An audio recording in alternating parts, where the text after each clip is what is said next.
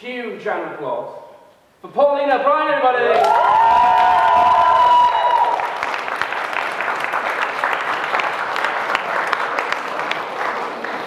I love it. Now, Pauline is passionate about empowering women and people to recognise toxic relationships, how to heal their inner wounds from this abuse.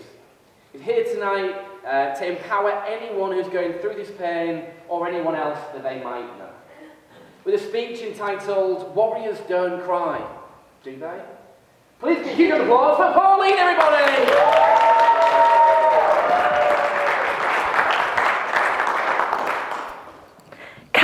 Callum, get up. Get up now, you idiot. I only pushed you. It's not my fault that you fell and banged your head, Marie said, ignoring the blood dripping down the wall. I own you. You'd be nothing without me. Right, get up, you arsehole, before I call an ambulance. Right, I'm calling the ambulance. Hello, ambulance, can you come quickly? My husband's fallen and banged his head. I don't know if he's unconscious or not.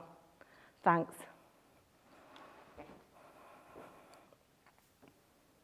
Life with Marie was unbearable. She threatened, intimidated, and attacked me. She isolated me from my family and friends.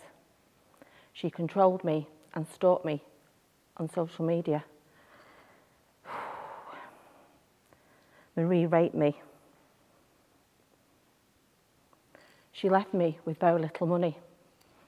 There were times I couldn't even afford to buy food, so I had to steal it. I'm not proud to admit that, but I had to survive. She blamed me for everything that went wrong in her life. I so wanted to leave Marie, but I was frightened of losing my home. And if I lost my home, then I might lose my job. I even contemplated suicide. What made me stay? It was the love of my children. My children were my life. They were everything to me. There's no way that I could live my life without them in it. And that was the emotional bond that Marie and I had together. Do warriors cry? We shall find out.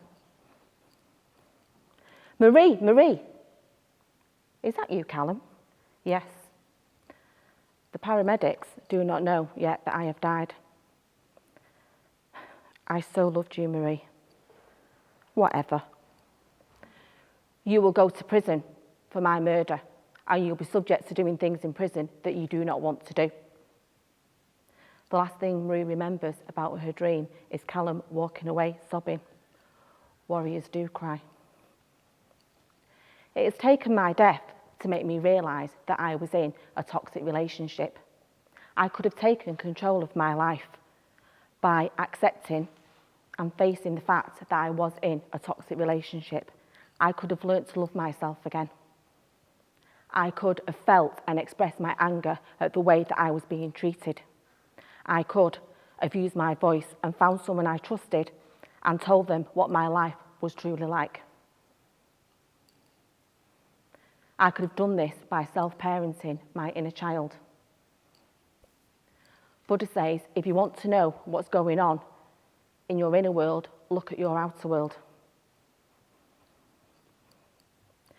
Do you know anybody in your life that's been affected by domestic abuse? If so, please reach out to them. Domestic abuse costs the economy 66 billion a year. Yes, you heard me right, 66 billion. Just imagine going into your local supermarket. For every man and woman that walks through that door, 1 in 4 women and 1 in 6 men will be abused at some time in their life. Now, these are horrendous statistics. And behind every statistic is a real person facing abuse. Refuge only reserve 0.8% of beds for men. Callum was a man, and society says that men cannot be abused.